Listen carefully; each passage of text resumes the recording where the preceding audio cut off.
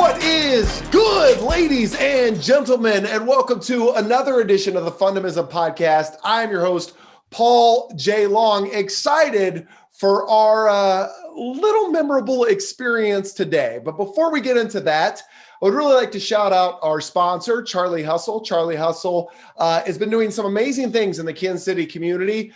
Go to 1kforkc.org to learn more about what they're doing to help impoverished families, assist them with some of the financial burden associated with COVID. In addition, make sure you check out charliehustle.com. I myself am wearing my throwback Mamba shirt for Worlds of Fun today. You can learn more, again, by visiting charliehustle.com. Now, of course, charliehustle.com and Charlie Hustle is our sponsor, but maybe, just maybe, after today's guest, we'll have a new one. Who knows? Guys, you're in for a treat. We have the founder of Plaza Aesthetics and Wellness. We got curve model and body positive advocate and lover of Zoom, my friend, Dr. Amber Botros. What's good, doctor? Hey, Paul. Thanks for having me. I appreciate it. No, listen, this has been a long time coming. You and I know. Back and forth. You bought a new house. I did. Your business is rolling. You're doing big things. Before we talk about all that stuff, I want to know, because I'm sure a big move and obviously COVID hitting impacted your business. Sometimes you kind of just need a relief. What do you do for fun? Sure. I would say anything in the visual and performing arts. So unfortunately, during this time, that's been somewhat scarce, but I definitely love anything in, musical arts, performing arts, visual arts, also being in modeling. That's kind of been one of my releases. I was a musician growing up and then didn't do much after, college and then medical school and residency. So kind of switched to a different form of the arts, but I would say anything within the arts is my number one love. Well, that is absolutely fantastic, because I think that it definitively plays to the audience of the Fundamism podcast listener. And the reason why I say that is Fundamism can be defined as the fundamentals of a fun and optimistic lifestyle. So whatever you do for fun, whatever kind of operates as a brain pattern interrupt to get you out of all the negative fear, anxiety, and depression that could potentially be going on in your head and brings a smile to your face, well, that is a fundamental. And so whenever I hear somebody that associates with music and theater and art, it really hits me in the feels, because those are things, obviously, that I'm super attached to, as many of you guys know. So you were a musician growing up. What did you play? I played the flute, and I actually have, most people don't know this, I have a degree, it's a Bachelor of Arts, but it's in music and biology. So I ended up kind of doing that through college. That's what paid for my college. So I didn't have to bring a lot of money to the table. So I thought maybe I wanted to be a musician at one point in my life. Do you still play? Do you have a flute? I don't. So I still have the flute's the other way. That's the clarinet. I do still have the flute, but the pads haven't been repaired in probably like 20 years. So it's not functional right now, but one of these days. I actually threw you for a loop. That wasn't a clarinet. That was a recorder. That's the only. Oh, okay. I played that in the third grade, and that's all. That's basically the skill set that I have as it relates to music.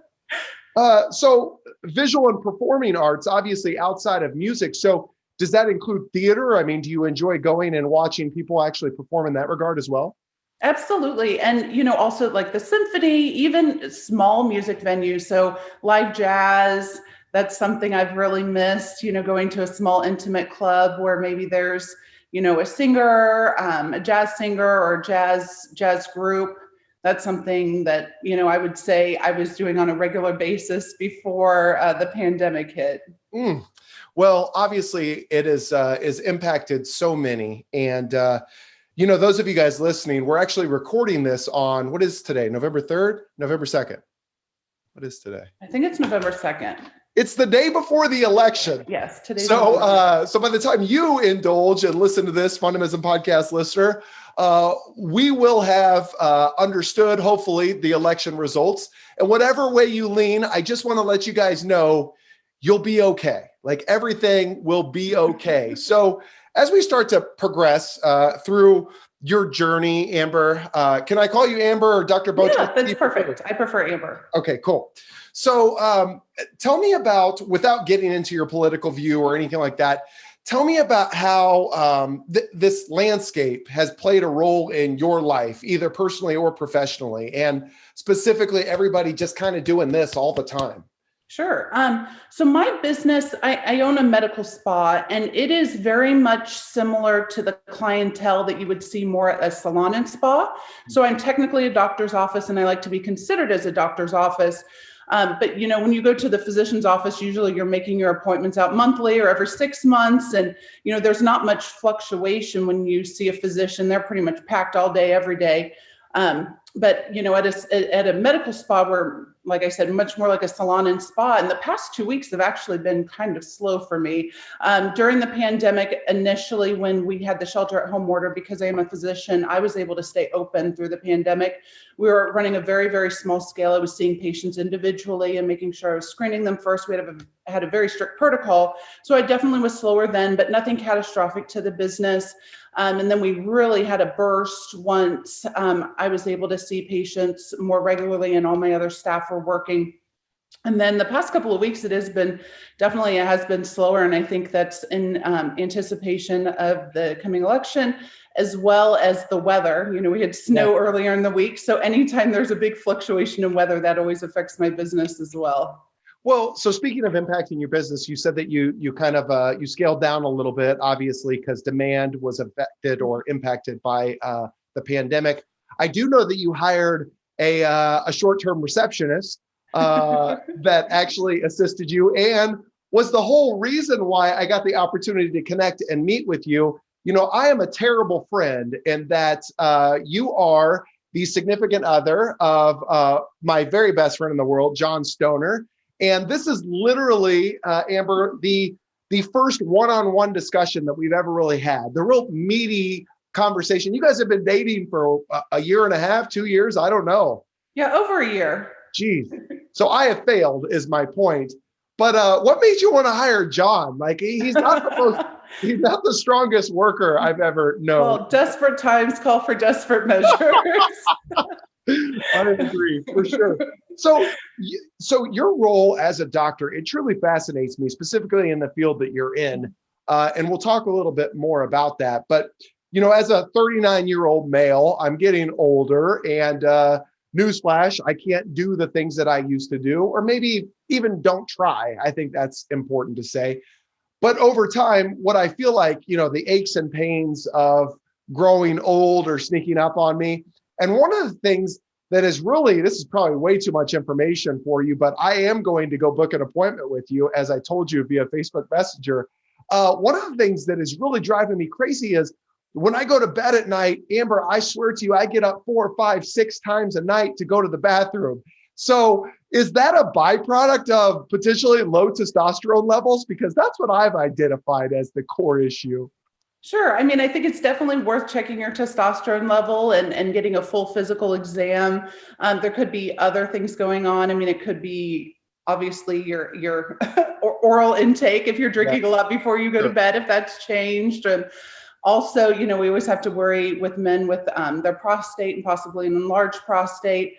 But it could be multifactorial. I wouldn't necessarily pin it on one thing, but I think it's definitely worth getting checked out. So as we start to age as men, when we hit our, after we hit our peak of 18, in the mid-20s, we kind of start to go downhill. So men, I would say, on average, start to lose about 1% of their total testosterone a year. So usually when men turn, late 30s, early 40s, and some even start to see it earlier, they notice, decrease in muscle mass, more difficulty after the gym in terms of post-workout recovery. They may not have the sex drive that they used to. It can often manifest as fatigue, even depression, low mood, insomnia. There's, a whole slew of symptoms, but that often can be tied to a low testosterone level. And it's pretty amazing. If you give a man just a little amount of testosterone, they often feel like they're 18 again. Well, I'd be scared if I expose anybody to that level of me, because I'm already too much for many now. So to go back to my roots and that 18-year-old me, I think that would be overwhelming for some. How does that, so what you just described from a male perspective as we grow older, how does that run parallel or differ from, say, a female's growth and development over time? Sure. So women, their testosterone or their hormone levels, I would say overall, not just testosterone, fluctuate with pregnancy, menopause, any sort of sometimes weight loss, weight gain, stress. But men are much easier to control overall. Women, you give them a little hormone and they may have huge mood swings. Where men, you give them a little hormone and they, like I said, they feel like they're 18 again. So women, I have to see a lot more closely and frequently, and their levels are often adjusted in terms of hormone much more regularly than men. Men are much easier to replace their hormone levels. So you mentioned potentially doing a full body physical. Is that something that you guys do? Talk to us a little bit about the full array of your services. Sure. So in terms of hormone replacement, if someone is possibly interested in getting their levels tested, they would book an appointment. They would see myself and we would just kind of discuss. I would have you fill out a long questionnaire, and then we would go through, your symptoms, maybe what you've taken in the past, or even herbal medications, over-the-counter medications, obviously discuss medical history, and then determine, if it might be an option. And then I would get a full laboratory panel, and we would sit down after we get the laboratory panel, kind of discuss the levels, symptoms, and budget, and then decide where we're going to go from there. So, just because someone's interested, it's definitely important to get someone's levels, but, also as a physician, it's important for me to address the patient. So someone may have, normal hormone levels, but when they see me, their symptoms are indicative of maybe a hormone deficiency. And at that point, depending on, it may make sense to even trial hormone replacement therapy for maybe even 3 to 6 months and see if it makes any difference in their life. One of the things that you just referenced just kind of helped solidify or even maybe grow my admiration of you. Specifically, you referenced budget as being a factor that you weigh into a treatment strategy. And that's something that I don't always hear folks in business say openly, at least in the initial prospect of doing business together. So knowing that the cost of healthcare is rising, and we had this conversation briefly via text, how has that impacted your business? Has it at all? Are you seeing any impact from a cost of healthcare perspective messing with you? So I don't accept insurance. So I have been, since I opened my business about 6 years ago, I'm technically what we call cash pay. So when you come in and see me for an appointment, it's, pay per visit. It's, based off of the services that you're receiving. When patients do come in for hormone replacement therapy, we often usually, the reason I do this is I usually do a monthly plan. And the reason I do this is there's a lot of other clinics that will charge patients weekly. So maybe they're receiving hormonal therapy weekly. And sometimes patients, if their budget's a little more strict, they may skip a dose. And so maybe they're coming in every other week to save money. And I really want what's best for the patient. I don't want to be nickeling and diming them. I want them to come in what's best for them, for their health, based off of the half-life of the hormone levels. It's not about, what price is going to be best for them. I mean, obviously we're taking into account your budget, but sure. I want to make sure that they're receiving the best treatment. And they're not, sometimes they play this game with themselves, maybe I'll go every other week or I'll go once a month to save money, where, when you're on hormone replacement, it needs to be about your symptoms. And I want patients to get the best treatment possible. So we often do a monthly program. Well, I know that that your particular business has won several awards, specifically in 2018 and 2019, recognized as one of the top med spas out there. Forgive my ignorance. Did I get that right? That is correct. Uh-huh. Okay. So that obviously tells me that your patients and those that believe in you feel as though you give them that well-rounded, personalized experience. So I can't wait to figure out what it looks like in my life.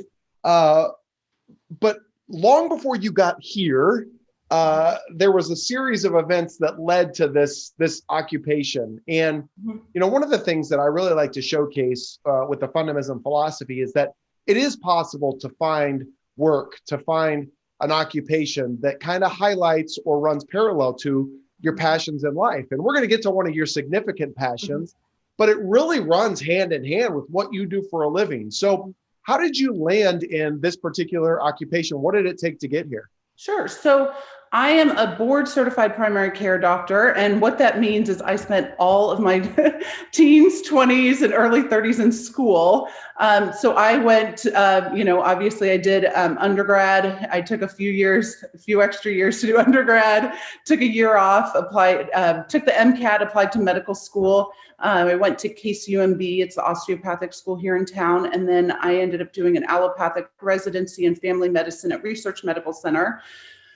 So again, I'm in family medicine. I've kept up my board certification, which I think is important as a physician. And I worked in full spectrum primary care. I used to do OB. I admitted to several hospitals. I ran a clinic every day, 8 to 5. And I realized even though I really loved the patient care aspect, maybe that sect of medicine wasn't for me. So I ended up coming back to work with HCA. I was working as a hospitalist, or what's called a nocturnist. I worked 7P to 7A. So I worked 12-hour shifts at night. I did that for about 7 years on nights. And I think that's about the lifespan for most hospitalists on nights is about, 5 to 7 years. That might be a max. So I did that for several years. And during that time, I was approached by some businessmen who were interested in starting a medical spa and looking for physicians. And, I kind of learned very quickly that, there's a difference when a physician owns their own business, when a businessman owns a business, especially, in medicine. And obviously businessmen, they're monetarily motivated, and any business owner has to be monetarily motivated. But as a physician, we're really trained to heal and help patients. And my, my business model is really built around patient safety and satisfaction. So obviously I have to make money, and I can't, I have to have patients coming in and have, resources to continue. But, I'm not always looking at patients as being, dollar signs walking in the door. It's really treating their symptoms and making sure that they're getting the care that they're interested in. And I know we didn't discuss this earlier, but hormone replacement is actually a very small portion of what I do in my business. So I'd say that the majority of what I do is really aesthetic medicine. So botulism toxin injections, filler injections, pharmaceutical grade skincare. I have lasers for resurfacing, lasers for hair removal. So that's probably more of, that's obviously the bigger part of my business, even though, I do love them equally. And at the end of the day, whatever, my patients are the happiest with, as long as they're receiving good care, that's really what I want to focus my time and energy on. For sure. Well, what I can relate to from what you just said is you could find your passion. You could find something that you thoroughly enjoy. With the overarching goal or desired outcome be in part to deliver some form of happiness or joy, not just to yourself, but others. But in that, we have to make a living, right? So as a speaker, my primary goal, I don't know if you could see this, I want to be the reason why people smile, and I want to give them tactical things or behaviors or tips to help them improve the amount of joy, fun, and fulfillment in their life. But I can't do that if I'm not making a living. I can't do that if I'm not feeding my family. So you definitely have to weigh both of those things. What I love about what you said is obviously you got into it for the sole purpose of, and you didn't know this and you didn't even reference it yet, but you want to empower others to love the skin that they're in, right? That's a thing. We want to empower others to love the skin that they're in. And you could do that as well by making a living, which is awesome. And you get to do something that you love. How did you identify this? Was there an epiphany moment in your life as a young child that you were like, I want to be a doctor? Or did it just kind of land in your lap?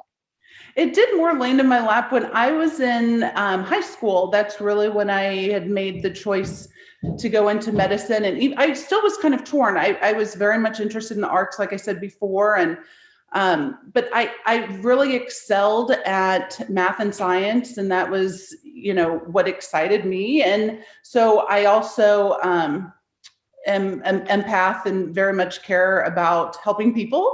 And so I saw that as kind of the right fit. It's a career that I would be able to be self-sufficient and also make, obviously a decent income, but incorporate my love for math and science and helping others. My goodness. You just remember I told you this was going to be organic and you were going to throw out things and we're going to go down paths, but you just said something that I too feel on a regular basis, in that you're an empath and I too am an empath, which has been a blessing and a curse from time to time. And so as the Fundamism podcast listeners, if you're unaware or uneducated about what an empath is, there's very much an energy that surrounds us and the universe and that we hold inside. And there are people in this world like Dr. Botros, or Amber, as I am now going to call her in the future, that can actually feel energy. And to the point where if you come into a room and you're down or you're depressed or you're anxious or whatever, an empath might be able to feel that. And we don't necessarily know where it's coming from, but we might get sick. We might physically feel something off in our body. And what sometimes that is we're feeling the energy of other people, which means that you could feed off the joy and fun and love and fulfillment of others. And vice versa, we could feed off of the negative aspect and the depressions and fears and anxiousness. So in your field, I got to believe you have a lot of folks that come to you that maybe aren't necessarily super confident or are really stressed about the current version of themselves. How do you manage that, knowing that you really do want people to feel good about themselves? When patients come in for a consult, I always, and this would be more from an aesthetic standpoint, I always hand them a mirror and I ask, what's your biggest concern? What's your reason for coming in today? And, I may have someone walk in the office and their concern may not be anywhere what I would think their concern may be. What we struggle with on a daily basis, often, someone may have an eating disorder, but they're coming to me for weight loss. And you'd never think, this woman, she may weigh 120, 130 pounds. Why should she be coming to a physician, for weight loss or hormone replacement?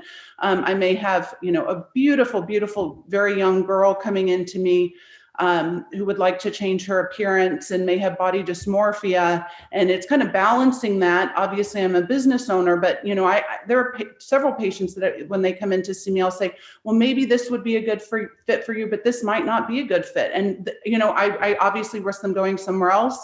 But I'm the one who has the conscience, who has to live with myself at night. And, I want to make sure all of my patients, I am open and honest with them. And this also ties into, the body positive aspect, feeling comfortable and confident in the skin that you were born in and not necessarily trying to change your appearance. And there are several occasions that I have patients that maybe want to do a procedure or would like certain injections that they think would make themselves more beautiful. But, maybe they've had a whole slew of injections at other med spas and they're maybe over injected. And it's my job as a physician to say, maybe we'll try this, or, let's wait this time and I'll see you in 3 or 6 months, or maybe I'll even see you in a month, and let's see how you're doing and see if it's a better idea at that point. So have you ever lost a client because of that? Oh, I think I've lost several clients because of that. Wow. Yes. That's admirable. I mean, that really goes to show you that you do genuinely care about those with whom you work. So, sometimes we see ourselves differently than others do, right? And our own insecurities. And you're right, this is the perfect segue into something that I'm really excited to talk about as well. But body image. And so Melissa, my wife, who I'm not sure you've had the opportunity to meet yet in person, but we're going to do dinner at your brand new house soon. So, but Melissa, she'll probably kill me if she heard me say this. She's got this issue with her eyebrows. So when I see my wife, I mean, from the moment that I laid eyes on her in the 5th grade, she has been the girl that I wanted to get with. But she has what she says as is no eyebrows or super thin eyebrows or light eyebrows or whatever it may be. And I didn't realize that this was a thing. I have never, ever, Amber, looked at my wife and said, oh my gosh, you need more eyebrows or your eyebrows are thin. But man, it's something that she thinks about all the time, and she wants to look into things. She just got them highlighted or something like that. Is this even a thing? Like, is this something that girls talk about? Because I've never heard any of my guy friends say, you know what I need on a girl or in a girl? Some wonderful eyebrows. Actually, it is a very common concern. We don't, so I do have estheticians that work for me, and we do brow tinting. So that would give the appearance of very like light eyebrows, a more robust appearance if they're tinted. We don't do a procedure called microblading, and that's probably the most common procedure right now. But even for myself, that's a procedure that I've undergone. Really? So I never looked in the mirror and said, you know, my eyebrows are considerably too thin, but, you know, it's kind of an in vogue procedure. And I know myself, you know, a little goes a long way. And when your brows are done, you know, I once heard this analogy, and I think it's very true. The brows are the nipples of the face. And I think that would help put you into that would help put the brows into perspective, how important they are to frame the face. And so this is something a lot of women do. I would say the majority of women, there's very few women I know that don't either tint their eyebrows or put some sort of eyebrow. It's almost like a mascara on the brows or a pomade to make them darker, or use a brow pencil. It's very, very common. You know, but whatever makes a woman feel most comfortable and confident. I mean, you know, whether that be some small alteration or large alteration, you know, that's totally up to them. But, you know, we're all born, you know, differently, and some have very light eyebrows and some have dark eyebrows, but we're all beautiful. Sure. 100%. Especially if that's what we choose to focus on, right? Like, I feel like we could be hypersensitive to the things that aren't going right or that we don't like, and be completely unaware of all the beauty and awesomeness that we offer, or that we're engaged in. And so that takes us to the segue into being a body positive model. And so I love that word robust. We don't have a robust, you know, but you do have a robust social media following at nearly 310,000 followers. And that is all because you have chosen to be yourself, to embrace the authentic nature, your genuine spirit of who you are and what you have to offer. So you are a curve model. I believe that's what we call them in the streets. Is that accurate? I think plus size model is probably the most common term, but curve or plus model, correct. Okay, beautiful. So, which is interesting because like when I saw plus size model, I wondered, well, does that have a negative? I love the thought of a curve model. That seems like it's probably better received, or you know, you never know how people are offended these days. Or so I love the fact that you're setting aside that clarity, because I wouldn't know what to call a curve model or plus size model. And plus doesn't necessarily have a negative connotation. I think there are some women maybe that could bother them, and obviously we need to be cognizant of that. But for myself, plus, I'm a little extra, and I don't mind being a little extra. More ways than one, right? I love that. All right. Well, so how did you fall into being a plus size model? Like, what were the events that led up to that? Sure. So it is kind of an odd transition. So when I opened my business about 6 years ago, my business neighbor, Natalia Meyer, she is like a high-end couture designer, but she's also a seamstress.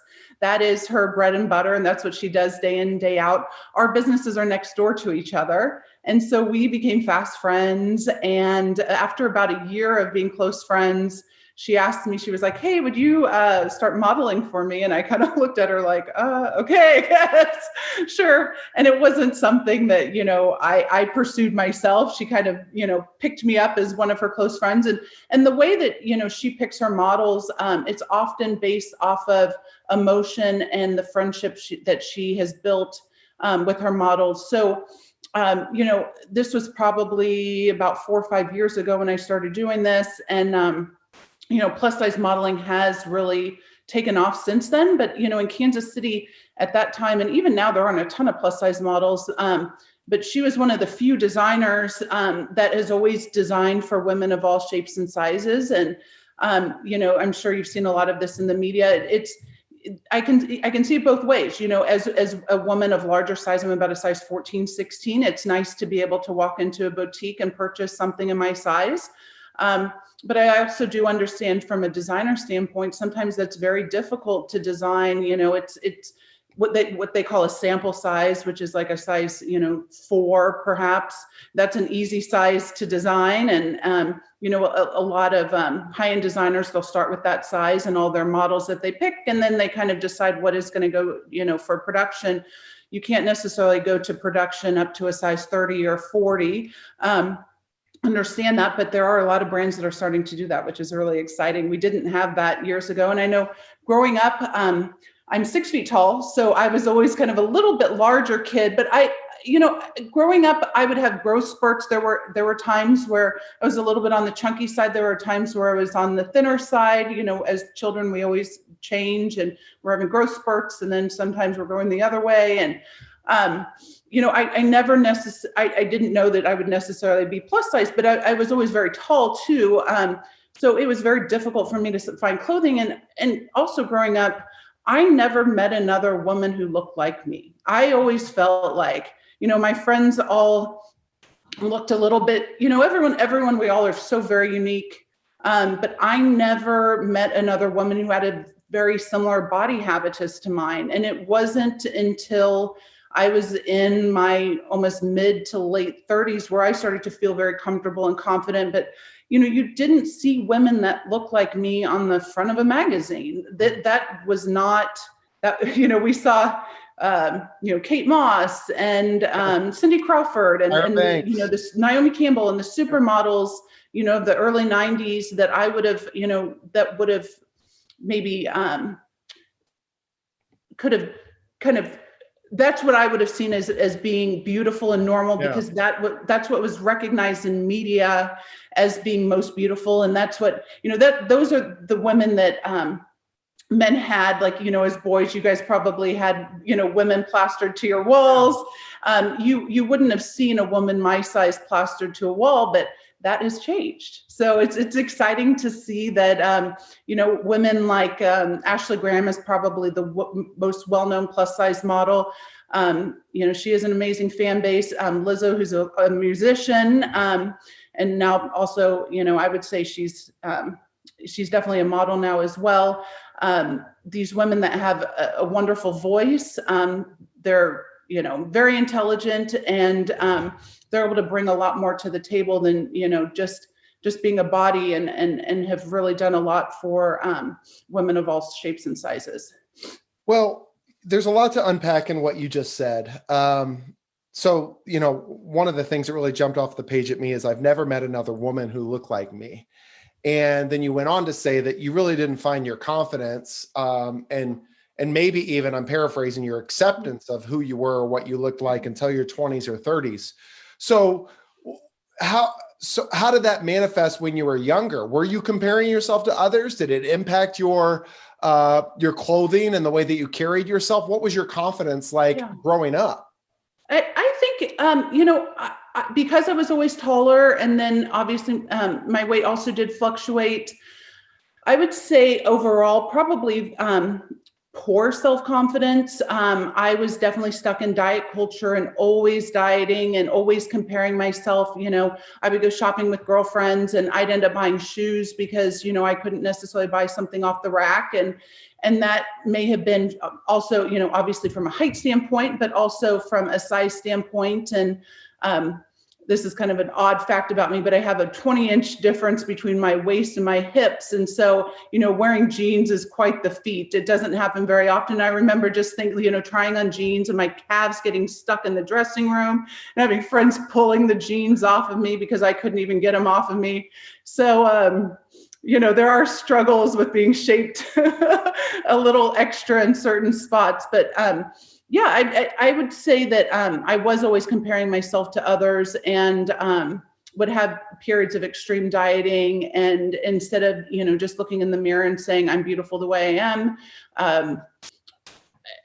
there were definitely a lot of years of heartache and not accepting myself for, who I was and looking at other things and not just saying what I am physically and saying, I'm a wonderful daughter and I am a wonderful woman and I am, whether it be an aunt or a sister or all of the other things that I think that I am good at and just focusing on physical appearance. And there's so much more to us than our physical appearance. 100%. But yet we've programmed ourselves to believe otherwise, right? And I've had so many conversations as of late where individuals have come to me in confidence and asked me, like, oh, what do you am I good enough? Or what do you think I could, if I was single, what would that look like in life? Or do you think that I extended my reach in terms of who I married or whatever it may be?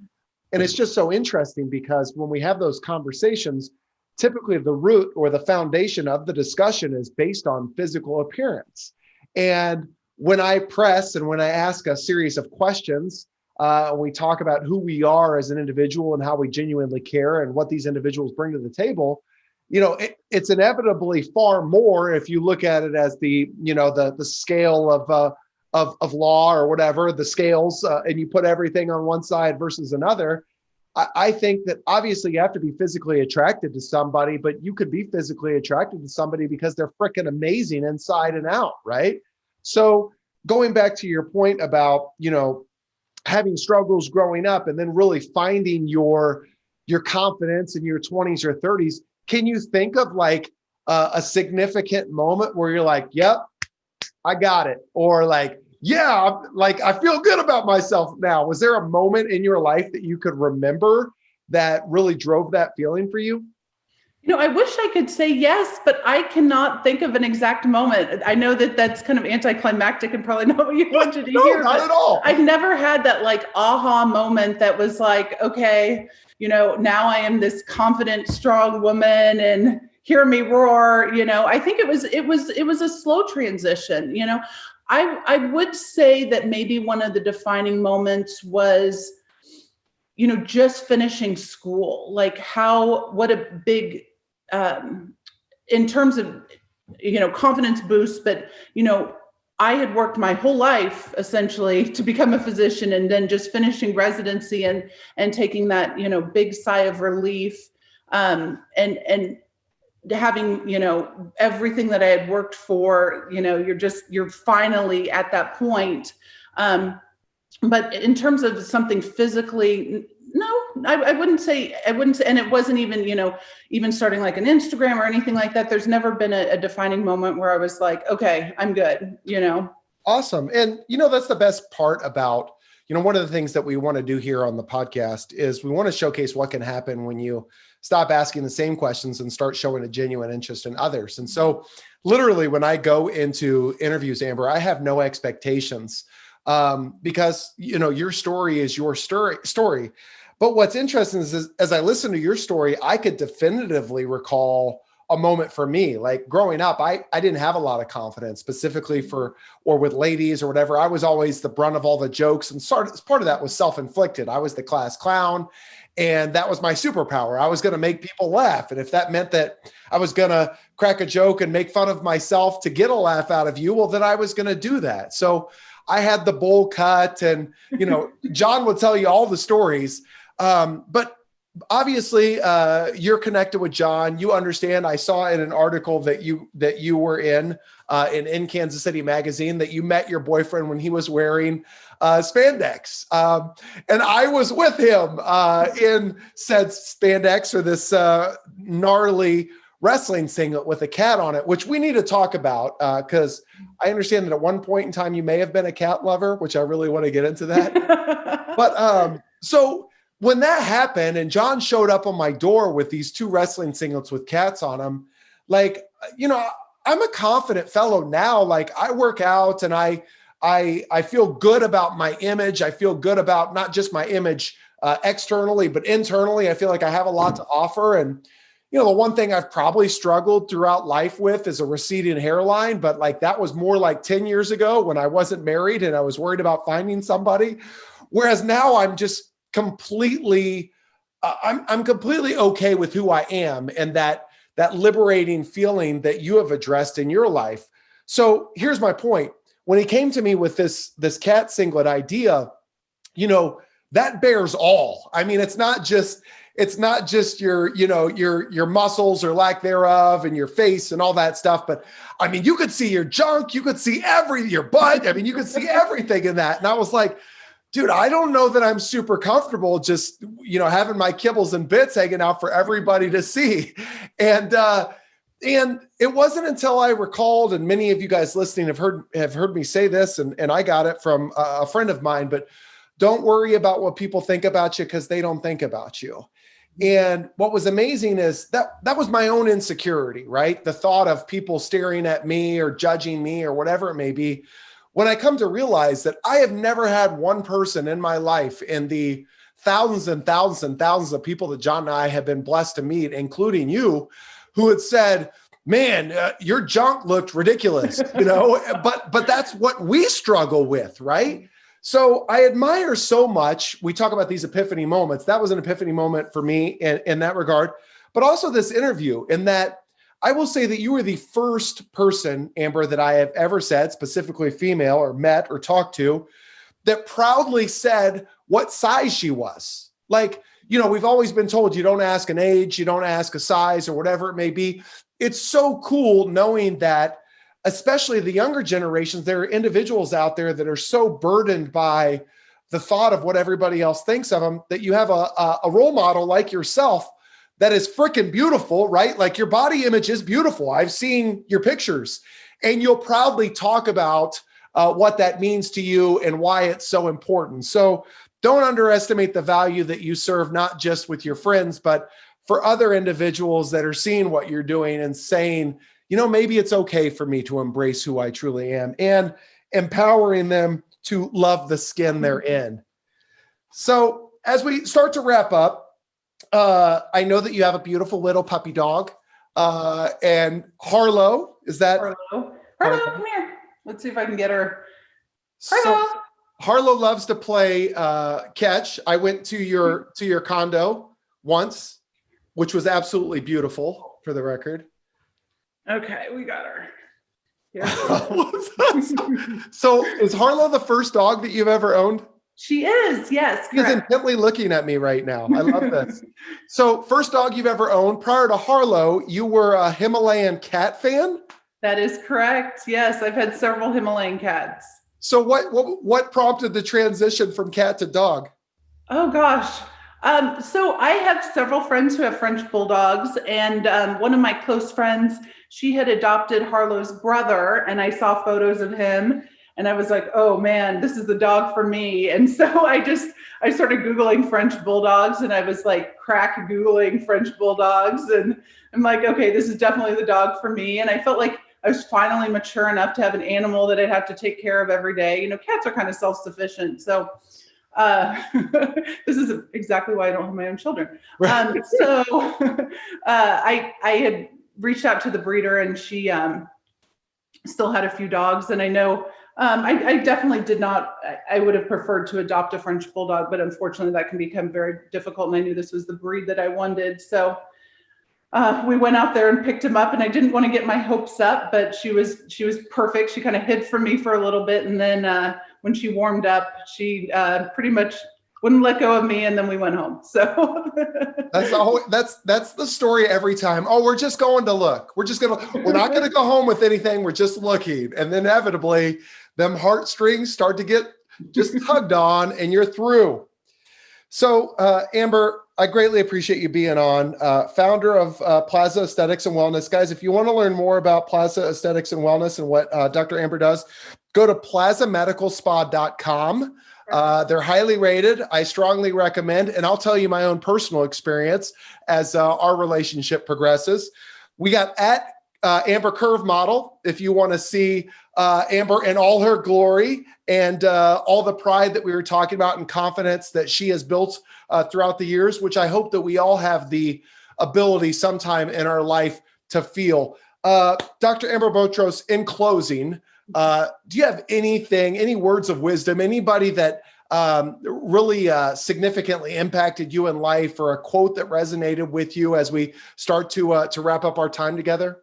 Oh man, you're really putting me on the spot. But I do think the Dove campaign, the Love the Skin You're In, that was one of the first large campaigns for women that did showcase women of all shapes and sizes. And I think that was kind of groundbreaking. That is where my slogan for my business kind of is extrapolated from, and just twisted a little bit. But I would say that was one of the campaigns where it was like, man, they really are showcasing women of all shapes and sizes. And this is really beautiful. That is really beautiful that you referred to a old Dove commercial as a inspirational moment in your life. That's freaking awesome. That is world-class marketing right there. That's what that is. So one last thing that I like to ask every single guest, because we do some fun imagery for our thumbnails and all that good stuff. You mentioned that you like music and you were a former musician. If you think about like 80s, 90s bands, like who are your favorite artists? Like what are some of your favorite artists, whether they're music or movies? Like what are the top three things when you think about 80s and 90s that come to you? Sure. So for me, it would definitely be like all of the grunge rock bands. So I have always been, my favorite artist of all time is Chris Cornell, and unfortunately, rest in peace. I was able to see him in concert a few times, but that is my always to go to playlist. Chris Cornell, anything Chris Cornell, all of, whether it be Soundgarden or Temple of the Dog or some of the other bands he put together that I wasn't as thrilled about, but and all his solo stuff. So that's really, I would say, if there's one artist that kind of formed me, it would be Chris Cornell, and obviously Kurt Cobain with Nirvana. I'm trying to think of who else. Those would be probably the top two. Turning into to the 2000s, I would say any of the large women empowerment singers, probably Beyonce is the number one. She's often, I'm not necessarily jamming to grunge rock if I'm modeling. So if I'm, doing a shoot with a company, usually I'd prefer to shoot to Beyonce, not necessarily Chris Cornell. But do you have any movies that have resonated with you throughout the years? Sure. One of my favorites is actually Legally Blonde. And what a great flick. The reason, and anyone who knows me knows that I'm much more of a black than a pink girl, but I just love the empowerment that, she is the underdog. She is the, the beautiful, she's the beautiful girl that, probably doesn't have any brains and that you wouldn't think would ever be successful in life. And, she went against the odds and became a lawyer. And I feel like I do resonate somewhat with that. There were always times in my life where maybe I was like, gosh, I don't know. Am I smart enough to be a doctor? Am I going to be able to do this? I remember my very first biology class in college. I actually had to repeat. And I remember seeing my advisor and he's like, Amber, I don't know if this is for you. And I was like, okay. So then I repeated it and got, I think pretty much the highest score you could get in the class, and the rest was history, but things aren't always perfect. You have to work really hard for everything in life. And there were times definitely where I wasn't sure that I would make it to this point, but I'm here. And look at you now. Yes, look at me now. So it all culminated to being on the Fundamism podcast. Ma, we made it. We made it. Yes. Well, listen, I greatly appreciate you being on. I am terribly saddened that it took me this long to have a really fruitful conversation with you. It is the first of many to come. Again, at Amber Curve Model on Instagram or plazamedicalspa.com to learn more about Dr. Amber Botros. We greatly appreciate you being on. And to the Fundamism podcast listener, you know we couldn't be whatever the heck we are without you. We greatly appreciate your support. Continuing to rise in between that top 100, in and out of it on Apple, iTunes. So leave a review if you're down. Go out, have some fun today, create some fun in the lives of others. And until we catch you on the flip side, be safe, smile often, and have fun. Deuces.